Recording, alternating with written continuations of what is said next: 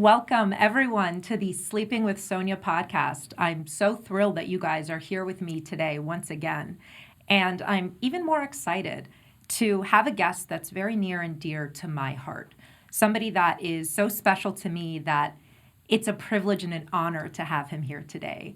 I'd like to introduce Andres, the psychic medium, who is more than what he appears on the surface. Andres, thank you so much for being here with us today. Thank you so much for giving me this opportunity. It's awesome. Of course. So I think first, for starters, I'm going to give a little bit of background information about you, and then we can talk a little bit about how we connected and how you do what you do. So Andres is a teacher, writer, and clairvoyant who completed a Bachelor of Arts in English. He discovered his psychic abilities in his teenage years, which led him toward a path of healing work. As his day job, Andres works in healthcare, helping to bring comfort to the ill and infirm. And when he's off the clock, his second job really begins, leading psychic sessions with those seeking guidance, counsel, and connection. Andres is an artist at his core. He has written a novel and a poetry book. Neither of yet are published, but I assure you, I will do everything in my power to convince him. And if you guys know me by now, you know that I am very, very convincing. He's also an avid abstract artist who grew up drawing and creating superheroes. Andres' ultimate goal is to use his psychic gifts full-time one day, permitting him to connect with others, to write, create, and to pursue his purpose. Wow. So. Beautifully said. Thank you. Thank you. And, I have goosebumps as I'm reading that. And tell me, after a life of opening up your self to vision and to purpose, what really inspires you every day? How did you discover this gift? Discoveries happened in my teen years. I was about 14. And just to give a little background, I've always been psychic sensitive, meaning you have to believe in magic. That's the first thing. Yes. You have to be that. You have to be that kid that believes in the impossible and that you have superpowers.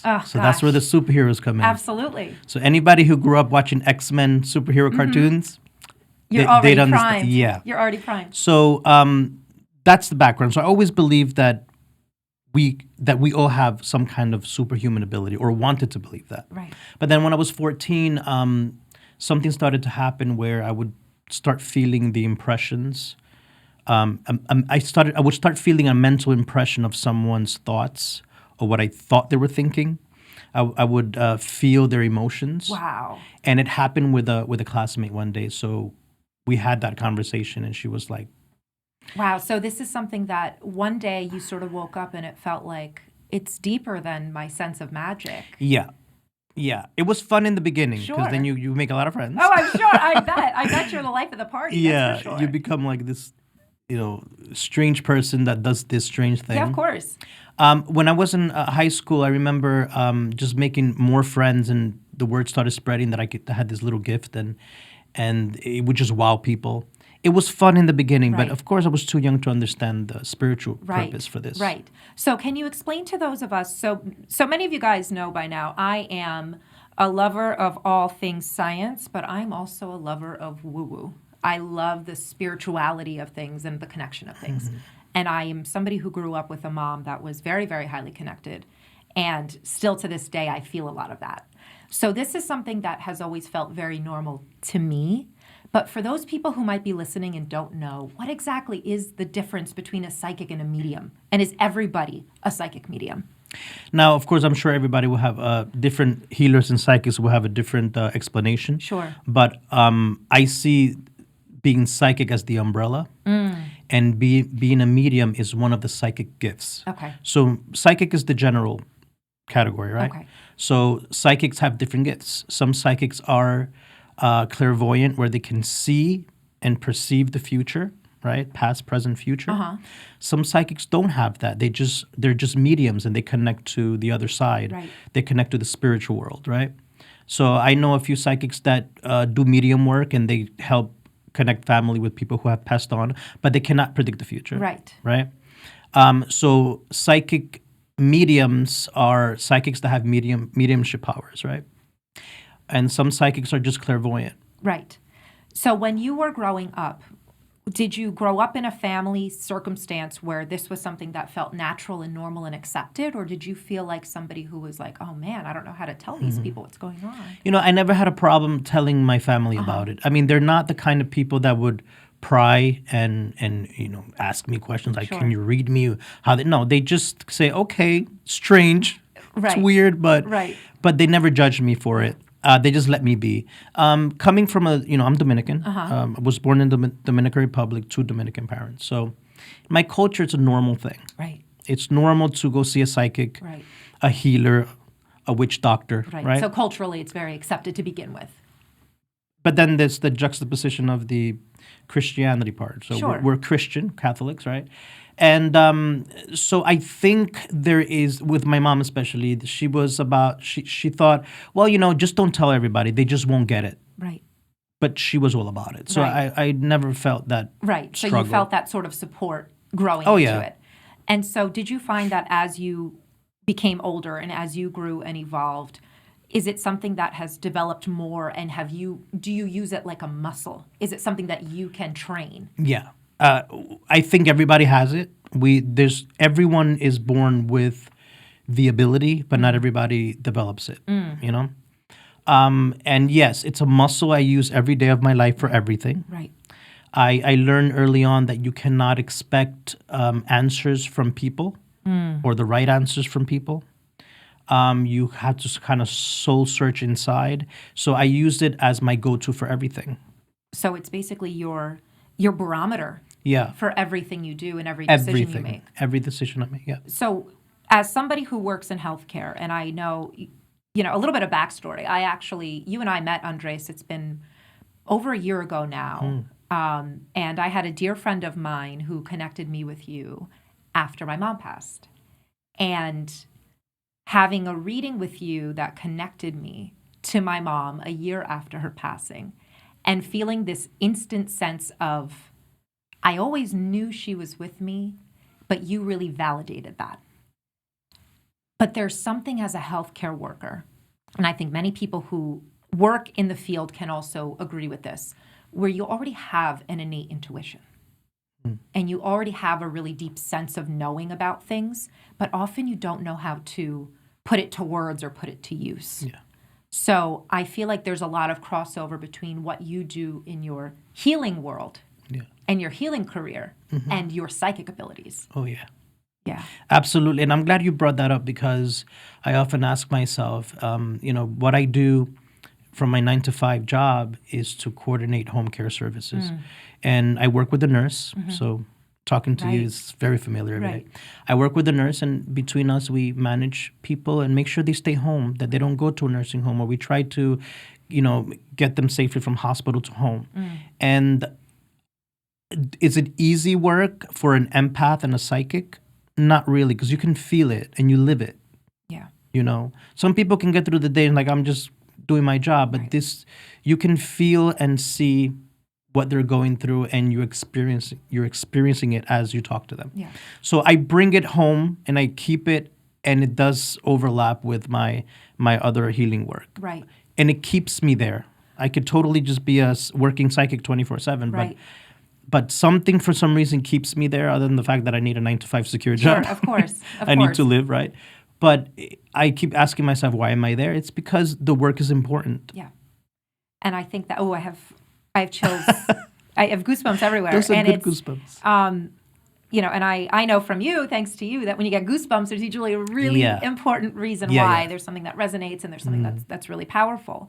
And I think that's probably very true for many of us in healthcare, where despite the stressors and frustrations with what we do, there is this sense of, what is your soul's purpose? Yeah. And I am somebody who deeply believes in the fact that we evolve and we grow over time. And with each experience in life, we have gained more insight to be able to bring us to what's next. So is there anything that you know or that you sense about the notion of we as humans having a purpose? Do you believe in fate or destiny, or do you believe that we can do it all on our own? I love those questions. Yeah. There's three good ones. Yeah. First, do we all have a purpose? I think we do, because I don't think that our soul comes here because it's a great place to be. It's a That's a fact. nobody's born with a money tree in the Right. in the backyard Right. and the perfect family. And Right. being human is hard, especially if you're sensitive, and if you care, right?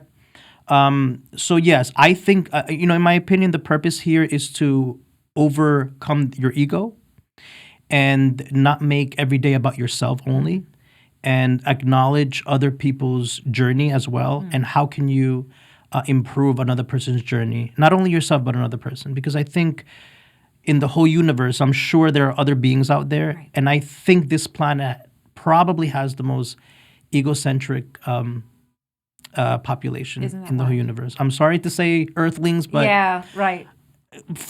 not that I know how other planets look like and Sure, if of there's course. other life, but I'm guessing, from what I know, I see there's just too much of me in this world. Yeah.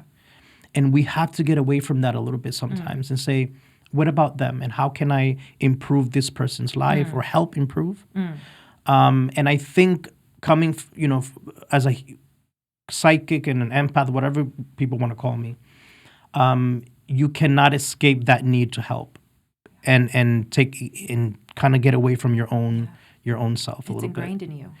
It is, And I think there was another question that I Yeah, missed. about whether free will versus destiny, and sort of, Yeah. especially in the work that you do. I'm sure that there are many people who stress over whether they want to know Yeah, what you have to yeah. say because they fear that they're Yeah. going to alter their future. How does that work? You give me I love your questions, by the way. Thank you. You Yeah, have the best psychic questions Well, ever. I love you and I love what you do. It's just very natural. It's very, Yeah. This is, I grew up with a mom who had books from Sylvia Browne and Deepak Chopra sitting around the house. Sylvia. I was like a little kid still learning English, and I was learning through these high level thinkers. And Yeah. people might say that's BS, it's ridiculous, but to me it was real. And knowing it was real and living with that experience and having a mother who very much not only was connected, but also was very open about the concept of death and dying. Yeah. She never feared death and dying. That's amazing. And I have chills now even thinking about Yeah. it, because that has made me see points of transition in life as something that we can learn and grow through. Yeah. So I love this stuff. I could talk about this stuff with you all day. It's funny you brought up Sylvia Browne because she was my first go-to. Oh, get out. I'd watch her on Montel Williams all the time. Same. I got all her books. And some of her stuff is a little kooky in a good right, way. I'm right. like, this has nothing to do with what I've learned. Right. It's so not Catholic, right? But a lot of it made sense to me. She was my first reference to It's anything. incredible. And unfortunately, she had to her last days, she wasn't very popular. Yeah. Certain things happened in her life, but I respect her. Yeah. So I'm glad you brought that up. But to answer your question Yeah. about destiny and Yeah. and all that, I tell people to be very careful with that. Even psychics who I work with, if I share my clients with other psychics, I say to them, just be careful in I don't want to control what they say or do or how they do it, but I think we should all be careful with telling people that there's no free will. Careful with that, because then we're limiting people. I see how religion sometimes limits people. Right. But it can be a beautiful thing as well. Right. But then when we tell people, oh, it's your destiny, this was meant to happen, this is my soulmate, all these permanent and very limited ideas Yeah. keep us from the responsibility of making changes, Oh, right? Really. It keeps you in a box. Yeah, and when somebody tells me, "Oh my God, is he my soulmate?" I said, I call them travel mates. Nobody. Travel mates are my favorite kind. Very rarely do you find two people who are born at the same time Right. and die the same day together. Right. Those are soulmates. Right. So But are the majority of the people who come to you, what percentage, being honest, are like relationship seeking advice questions? Are you bombarded? it's a good mix. Yeah, I yeah. would think that it's always going to be, and I'm being very stereotypical now, and I Yeah. apologize for that. The young girl who's like stressed over her boyfriend. Sure. It's more than that. I mean, I'm amazed at how much people really worry about their spiritual journey now, because it's a different demographic. Ooh, If I were to be a psychic 20 years ago, right. I don't think I will get as many questions about their spiritual growth, because I Right. think now people know it's okay to kind of step out of religion a little bit and 1,000%. step out a little bit from what they know and seek that yoga teacher who has a retreat somewhere in Montana, or all these alternative Oh, ways. 1,000%. So a lot of people do ask about their spiritual journey, and I love those readings. I think that's incredible. So And it's a good mix. do you think that after COVID and after the pandemic, that people have become more in seek of that? Oh, yeah. Yeah. Yeah. I think, honestly, guys, if you didn't learn anything from COVID and being isolated, then you wasted a lot of time. I mean, I really hope that people took something from that, at least what it means to be in the same room with somebody for many days and many months and whatever, and working from home. I became remote after that permanently. Right. And sharing a space with people that you normally wouldn't see all day. If that didn't teach you anything, then you guys are not doing your homework. Yeah. COVID definitely was a spiritual shift for people. It was. And I think, for myself included, I went through a really hard period in my life between, I half jokingly say, I went through a divorce, a dead mom, and a global pandemic all around the same time. Wow, that's a lot. And it was a lot. And it was that sort of notion of you've hit the very rock bottom, but guess what? You're still here. Yeah. You bounce back. And now I recognize so much of my own spiritual growth and evolution is guided by this notion of if you're happy and if you have a sense of purpose, life will create itself around you. Yes. And it makes me really happy to hear that you're getting feedback too from people seeking that own spiritual evolution. Because it's so easy to just look at things and say, I'm going to exist in this life and I'm going to continue down whatever path was made for me, quote unquote, that society told me to take. And I'm going to check all the boxes. And then one day I'm going to look back and say, did I truly live? Did I truly fulfill my purpose? Yeah. And to know that there are so many people in this spiritual evolution, it's really fascinating and exciting. And that's a large part of why I wanted even this show to happen. Because people are getting exposed to someone like yourself who they may never have exposure to. And now they're going to stop and say, but what if? And they're going to think about the possibilities. And what you do untaps people's potential.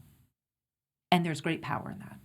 Thank you. There's great power in that. That's beautiful. Beautifully said. And there is. And also, I think that when I read people, I make sure that my sessions are not about telling them what to expect tomorrow. It really is more about what to expect from yourself and how to go about today. Right? And a good question, one of my favorite questions that people ask me is, am I in the right place right now? And I always tell people, you're always in the right place. Even if the world is falling apart, this is where you're supposed to be. You're always in the right place as long as you don't stay there too long. That's the problem. Oh, it's staying there too long I is the love problem. it. As long as Some you don't live people, there. yeah, some people are in really bad marriages, and I said, if you're still there, it's because your soul wants you to learn something. Yeah. Now, if it's becoming toxic to the point that it's threatening your well-being in life, that's a different. Now you know you need to bounce, right? You need to go, but don't judge where you are. What you need to do is assess where you think you need to be tomorrow, more so than where you are now. Right. So if there's somebody who is unsure about whether they want to connect with someone like yourself, who is a psychic and a medium, perhaps they're someone who's a skeptic. For instance, my sister, God love her, she and I are alike in so many ways, but she is much more the type A, rigid, older sister, no nonsense, science, facts, figures. And I'm like woo, everything is magic. And she's like, you're delusional. I'm like, I know, it's amazing. So she's had readings with you. And for her to say, whoa, he's legit. This is a resource that I will have for the rest of my life. Wow, thank you.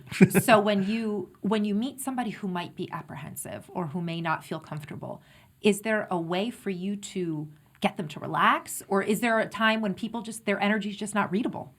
I rarely find...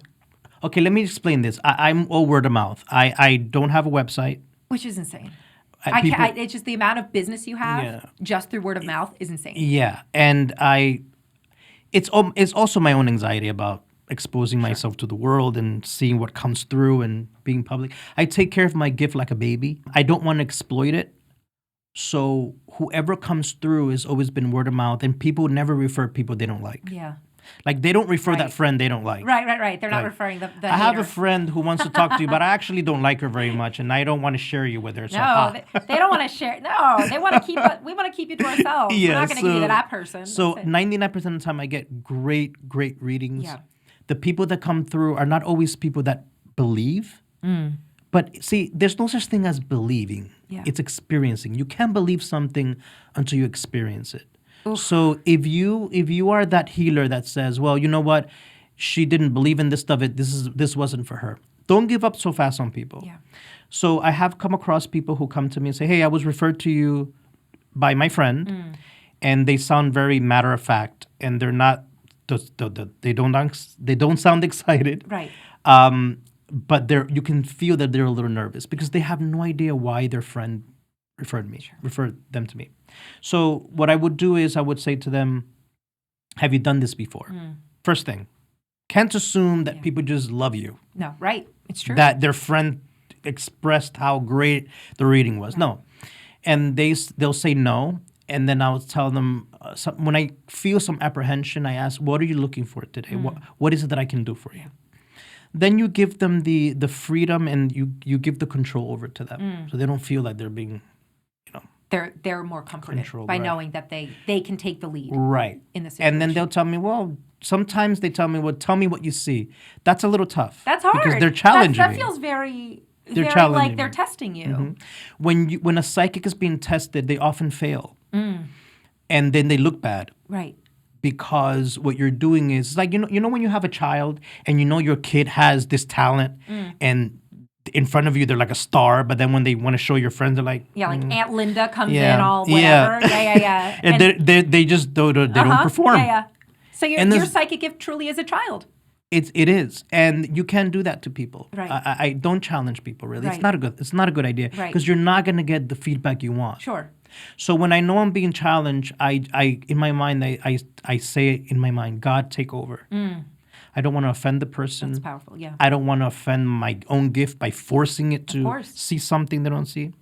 So I go into relax mode, and then what I start doing is I start telling them exactly what I see, even if I'm wrong or I think I'm wrong. I just tell them what comes in. Yeah. And it normally turns out okay, and then they become fans. That's incredible. That's incredible. You win them over. I try. So in this line of work, and I know it's so important for me, and I preach about this all the time about establishing boundaries in general. It's one thing to establish boundaries with your job when you say, I'm not going to pick up overtime. It's another thing when you're connecting with the universe and God and spiritual voices coming at you all the time. Yeah. How do you separate, or can you separate? Boundaries with people or with the energies? Both. Boundaries with people. I've run into that last year with a lot of anxiety about it because you have to understand, you may call yourself a psychic, but you're taking over the role of a therapist, of a friend, of a lot of things, and you're not licensed. So Right. first thing you have to understand, you're not a licensed practitioner. Right. You're not a doctor. You cannot take yourself too seriously. Right. Right? So limit how much you think you can give them sometimes. So if, for instance, somebody has an issue and you tell them maybe you should get this body part checked or this situation checked. Disclaimer. Yeah, of course, because they're going to take that to be sort of scientific, like it's a CAT scan result. And it's not. So It's you that's the saying- first way. I just interrupted. Yeah, sorry. no, that's okay. But that's the first way to set a boundary is to let them know what you can and cannot give. So your limits. First thing I say to people, I never, the question is my boyfriend or girlfriend, husband or wife cheating on me? Yeah. I never answer that question. It's not for me to tell you. Yeah. And if you're asking If this they're asking, question, they they probably probably are. Yeah, they probably Or you already feel it or know it. Yeah. Because there are a lot of people that are paranoid in relationships and maybe they're not cheating on you. So Right. psychics are never 100%. Right.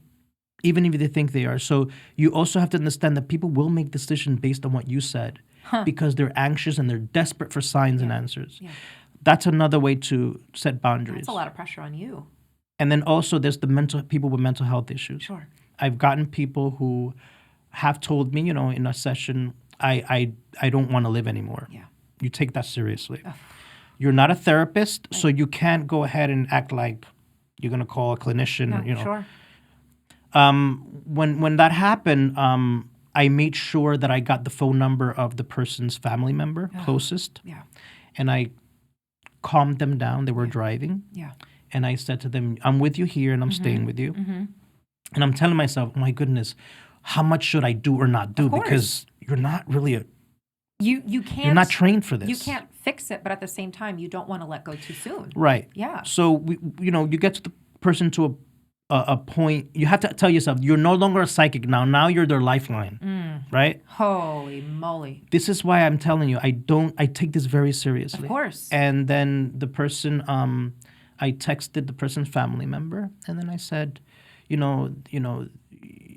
she needs your help right now, and she needs you to connect with her right now. This is what's going on. And then the person's fine now. They just had a moment. Yeah. It wasn't like they're gonna planning to take the Sure. But it's serious enough but that enough. it's worth, yeah. And then I told myself, this is serious work, right? So again, you set boundaries, and of course I did have a conversation with that person that I'm not that person that is trained or licensed to help you in that way. And I suggested therapy, and I suggested all other things that they can get. And they are now, and they're still with me. Good. And they have their therapist. So you really did help in such a huge I tried. way.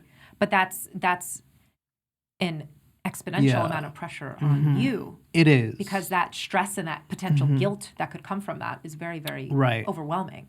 Yeah. So you have to understand that what you're doing is not just predicting things. You have people who really will surrender themselves to you completely, right? Because they have no other go-to, no other resources. There's a lot of weight in what you do. It's not just a cute party trick. Yeah. And I think that's what people really, especially people who are, I think the typical audience right now is people who are just genuinely curious about lots of different things. And if you're somebody who even remotely is fascinated by the notion of a spiritual connection or honing in on your intuition or deepening whatever it is that you intuitively have, it's important to know that side too. Yeah. The fact that it doesn't come without potential consequence, so you need to really nurture it. You need to nurture it. You do, and you also have to, as a person who's doing readings, or you're whatever you call yourself, if you're a healer or a psychic that's doing work, be very careful what you tell people. Yeah. Because people will take it to heart, and they will go by your words. Right. And so how do you limit the noise coming into you constantly? Wow. You live with it every day, so my mind is on 24/7 talking. Wow. 24/7, my own stuff. I put people to sleep for a living because I can't do 24/7 talking. So it's constant. Yeah, my own stuff and then other stuff. Yeah. And then there's also, you have to know the difference between your mind and your spirit mind. Oh, interesting. Sometimes it's just Andres, the brain. Okay. Can you tell us a little bit more about how you know the difference? Because when it's me, just me, the person, it's riddled with anxiety. I see. In your brain. I see. So it's your own stuff. But your spirit is never anxious. Ooh. Never. When you make a decision, goosebumps. When you make a decision, I always tell people, is it you or your spirit making a decision? Wow. Because when you're making a decision and there's no anxiety and there's just calm and peace, that's your spirit saying it's time. Wow. Right? Wow. I could be in the worst relationship in the world, and I will not break up the relationship until I know that my words are calm and peaceful, that my brain is peaceful. Right. You know what I mean? Right, Because of I course. care about the other person too. Of course. As much as myself. That's so important. So I never make decisions based on what I feel in the moment. And what sort of, are you clairvoyant? Are you auditory? What sort of sense do you receive in the way of messages? All right, great question. So thank God I don't hear, because I don't like that. Yeah. I want Not to your sleep. thing. I want to sleep. Yeah. Right? I love sleeping. So most of it, Sometimes you hear things. I ignore them. But most of my powers are, what I call it, there's a good term for this.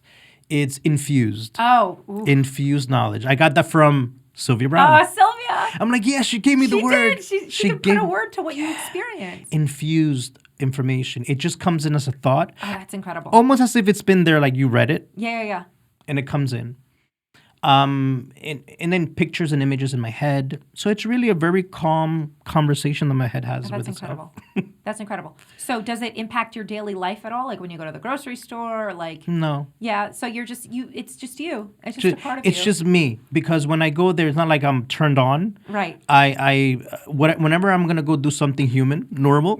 Yeah. I'm just obsessing about that. I gotta get it right, Fixating on it. Yeah. So no, it's not. Sometimes with family is hard because people have to understand what an empath is. That's another psychic ability. I feel that one. We are all empathic, but we're not all empaths. Yeah. Right? If you are an empath, it means that you filter in other people's you connect with other people's emotions. Whew. Not only do you can smell it and taste it too with your own senses, right? And then you also live it sometimes. So a lot of the things that I feel sometimes are not mine. It's other people. So that my mom was 1,000% to a T. Yeah.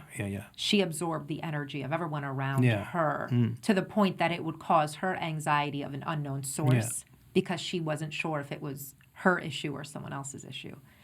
And do you experience any sort of dreams that are premonitions or any sort of future knowledge in your dreams? Or do you go to sleep and say, yes, this is my time, I can turn it all off? And let me tell you, I have a niece that dreams. Oh, That's yeah? her gift. So I have some psychic nieces and nephews. That's incredible. I don't have that. I've only dreamt maybe once or twice something.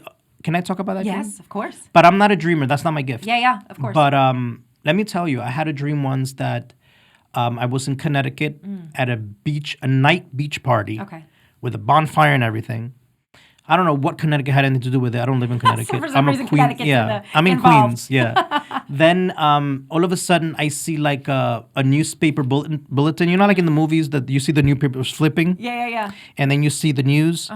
And then it said, gas leak explosion in Brooklyn. Huh. So somehow I'm in Brooklyn Yeah. and I see the building exploding. Wow. And I see somebody flying out of it. Yeah. So the next day I woke up in a panic. Like it was 7 a.m. and I was so nervous. I'm like, oh my God, is my this? building going to blow up? Yeah. Right. Am I going to Connecticut? Right. So, Am I going to Connecticut? Even worse. Am I who's going there? to I don't like that person. Who's at the party in Connecticut? That's worse than the building blowing up. Exactly. So so I text my sister and I'm really nervous. And she's like, you're all right. I said, something is off. Something's going to happen. Yeah. Of course, she's like, okay, this is one of your stuff, So I was a teacher at that time. So I'm in class and I'm writing on the board. And exactly at 8 o'clock, I freeze, right? Whew. And my students see me and they say, teacher, are you okay?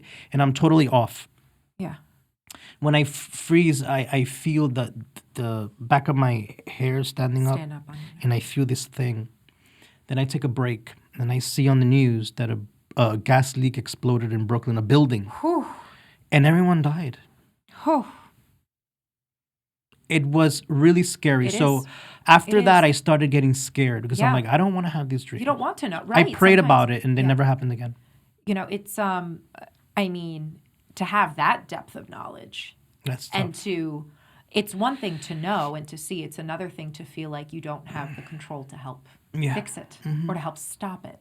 So that is overwhelming. Yeah. And I'm happy that you don't experience that because you do so much for us during daylight hours. So thankfully you don't have to do it when you're sleeping too. It's tough. I remember I had a few, I called you, I have Andres on speed dial, people, just so we know. He is my text bestie. Call me. I will pimp him out all over social media as long as he allows me to do so, respectfully speaking, because he is just a gift. And I was experiencing, so my mom had very intense and vivid dreams my whole life, ever since childhood, ever since she was a child. And if her dream ever occurred in her childhood home, she knew somebody was either very sick or going to pass. And that was a very telling, and it was not always people who were very closely linked to her. Yeah. It might have been people who were friends of a friend, but she always knew. So she had multiple dreams about my sister and myself while we were growing up, and some of them were really great. And, it was never specific, but she could tell from the sentiment that there was something going on. And so after she passed, I started to develop my own. I was meditating a lot, twice a day. I had really learned the art and practice of stillness and spirituality and the importance of just like, you can't live in a box. And the box inside of your head is going to keep you there. You have to feel everything. Yeah. And to be functional but not feeling is not enough. Yeah. So once I opened that, I started to have dreams about people and things and experiences. And I said, this is not my normal my normal rotation of cinema when I go to sleep. And I remember I texted you and you told me, write down before you go to bed that you only want to know the things that are good news or that you can solve. Yeah.